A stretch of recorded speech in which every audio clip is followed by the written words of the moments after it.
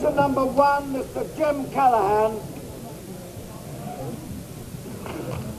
Mr. Speaker, sir, this morning I had meetings with ministerial colleagues and others. In addition to my duties in this House, I shall be having further meetings later today. This evening I hope to have an audience of Her Majesty the Queen. Mr. Jim Callaghan. Is the Prime Minister aware that a recent report by the building societies and the banks has stated that over 500,000 householders in this country are more than 2 months in arrears with their mortgage repayments? It also stated that last year 13,500 householders had their houses taken from them because they couldn't pay the high interest rate of 15.4%. In view of the fact that next month they will have the added misery and the burden of the poll tax around their necks, would the Prime Minister tell the House, 1, what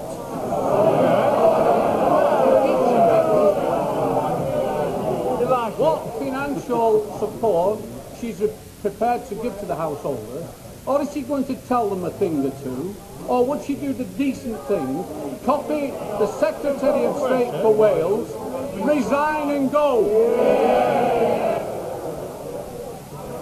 Mr. Speaker, perhaps the honourable gentleman will recall that we've had questions before on this particular report. And sad as it is that some people are finding difficulties with mortgages, in fact the repossession rate is less than 1/3 of 1% of those who are paying mortgages, that 99% of those having mortgages, over 99%, are well able now to meet their mortgages, and that the number of people who own their own homes has gone up from 11 million under Labour to 15 million under this government. Sir Anthony Mayor.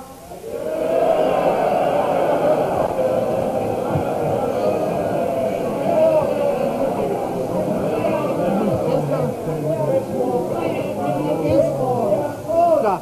Takes up a great deal of time, this sort of thing. Sir Anthony Mayor. Is the Prime Minister aware that many hundreds of my constituents, having lost the treasured possessions of a lifetime, now find that they are not, as they thought, covered for insurance because storm damage excludes flood? In those circumstances, they are uniquely dependent on the Mayor's disaster fund. Is she aware that there is a feeling that the government's contribution to this fund, though very welcome, compares unfavourably with what the government rightly gives to overseas earthquake victims? Speaker, we have tried to do the contribution to the fund proportionate to what we understood was the damage, and proportionate to what we understood was in accordance with our usual rules to other disasters in the country. If that is not so, of course we'll have a look at it again.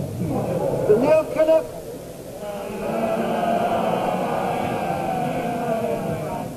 Mr. Speaker, will the Prime Minister take this opportunity of this question time to firmly reject the calls coming from those in the city who want interest rates to be raised yet again? Speaker, as the Right Honourable Gentleman is aware, interest rates are at the level which it is deemed necessary to press down on inflation, and they will stay at whatever that level is. Mr. Speaker, many millions of people will be very disappointed with the Prime Minister's refusal to be firm in this matter. Is it... Order! Is it not obvious, Mr. Speaker, that her high interest rate policies are hitting home buyers and are hitting businesses, but they're certainly not controlling credit? Isn't it obvious that the policies are certainly hurting, but they're definitely not working? Will she now change those policies before she pushes the British economy further into stagnation and into inflation? First, Mr. Speaker, I believe the policies are working and that activity is being reduced. The Right Honourable Gentleman asked me to make further comments on interest rates. He knows that that could only help in speculators and is a totally irresponsible question on his part. Has ever been more of a speculator's friend than the Right Honourable Lady. And, Mr. Speaker, at the same time that she is the friend of the speculator, she is the enemy of business and the home buyer. Mr. Speaker, business has a higher rate of output than ever before in history, a higher number of people employed than ever before in history, a higher rate of investment than ever before in history. It is the right honourable gentleman who is trying to upset it by being a speculator's friend. David Atkinson. Would my right honourable friend confirm the government's continuing concern for the plight of the homeless unemployed, especially those suffering from alcoholism and schizophrenia and those under the age of 25? And will she consider bringing forward new responsibilities for local authorities to provide adequate sheltered overnight housing with counselling support to break this cycle of deprivation? Mr. Speaker, I agree with my honourable friend that some of those who suffer from these particular illnesses and are homeless represent a particular problem, but it's not enough to provide housing for them unless they also get some counselling and someone to have community care of their particular problem. We have, as my honourable friend knows, a very considerable programme for increasing housing for the homeless and also for beds in the City of London and elsewhere. But I agree with my honourable friend that those people need counselling as well, and we have that very much in mind. Michael Martin. Number 2. To the reply which I gave some moments ago. Martin. Local government officials are finding it difficult to effectively collect the poll tax. She will know that this morning BBC Radio stated that the people of England will be 30% worse off than they were last year with the old rating system. Her friends are deserting her on that side of the House. Why doesn't she give up this irrational obsession to implement the poll tax? Mr. Speaker, I was very glad that the Today programme this morning virtually confirmed the figure I'd given to the House on the 20th of February, when I pointed out that if local authorities were going to spend up to about $3 billion extra over and above what the government considered reasonable, that the increase that would be equivalent to, I'm quoting from what I said, a 35% increase in domestic rates. I'm delighted that the BBC and I are at once in total agreement, and of course that increase comes from very high spending authorities, spending way above what they should be. I'm very pleased to note what the honourable member does not say, that the combined regional and district community charge for Glasgow City District has gone up by only 10.5%, high enough, but very much less than that of some of his honourable friends. Hayes. The most rank hypocrisy of left-wing Harlow Council to try and pin the blame of a £425 community charge on the government, where they are the highest spending per head local authority in the whole of the country. And does she accept? Order. Oh, there will be stormy weather. Order. Jerry Hayes. And does my right honourable friend accept that although the next few weeks will show some stormy weather, eventually the public will realise that the community charge is there to protect them against the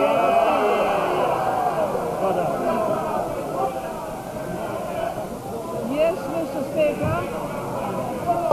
Order. This order.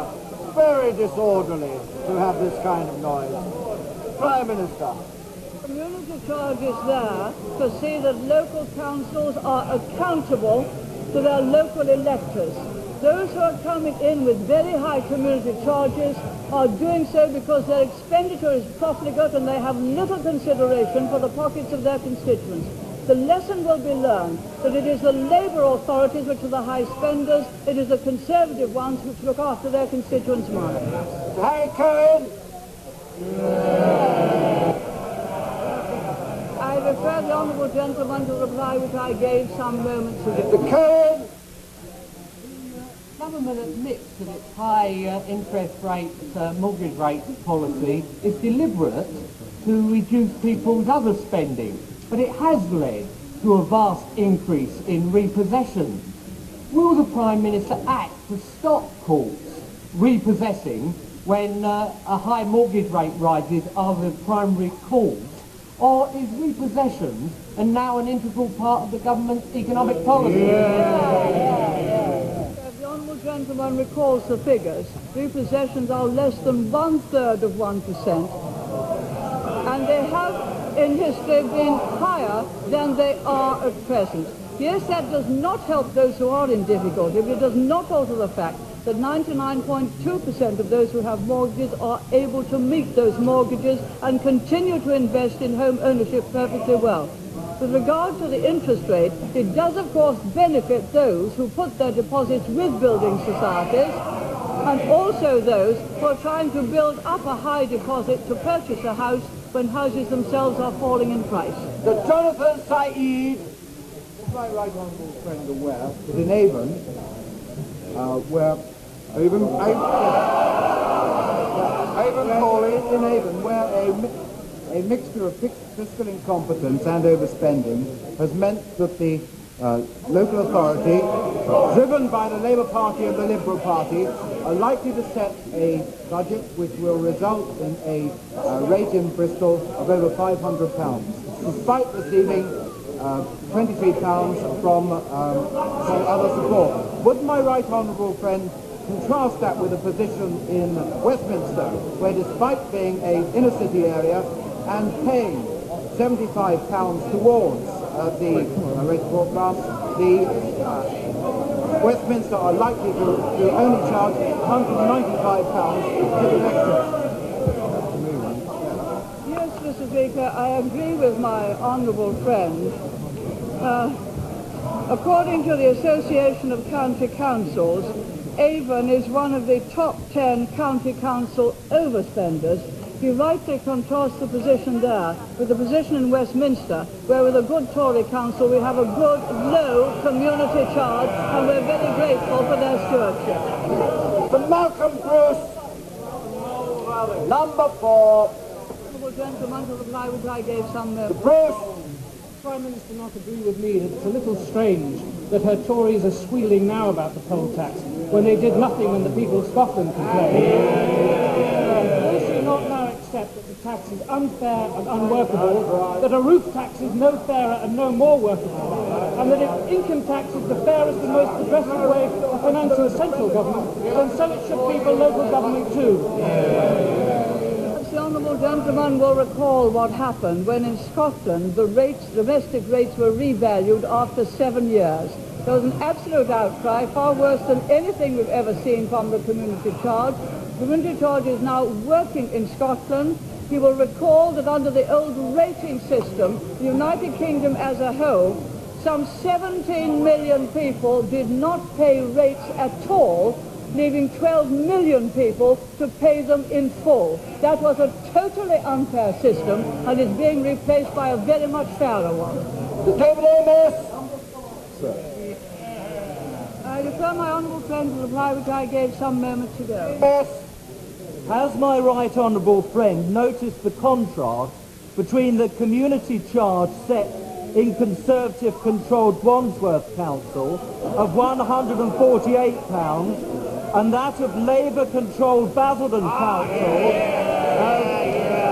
of £478? Would the Prime Minister agree with me that the high charge in Basildon is a result of subsidising our theatre by £1.6 million, building a huge civic centre without a council chamber, and sending everyone a Valentine's card at a cost of £46,000. Would she please urge our right honourable friend, the Secretary of State for the Environment, to cap the charge in Basildon? I agree with my honourable friend that the community charge fares would far rather have had a lower community charge than some of those extravagant things. I think that the contrast which my honourable friend gave will be even more effective when we compare Wandsworth with next door neighbouring Lambeth, when they announce their community charge, which is rumoured will be very, very high indeed. We cannot say which councils will be charge capped. That is a matter for my right honourable friend, the Secretary of State, and he will make his decision when the time comes, but he will not hesitate to use his powers where there's been excessive spending. That concludes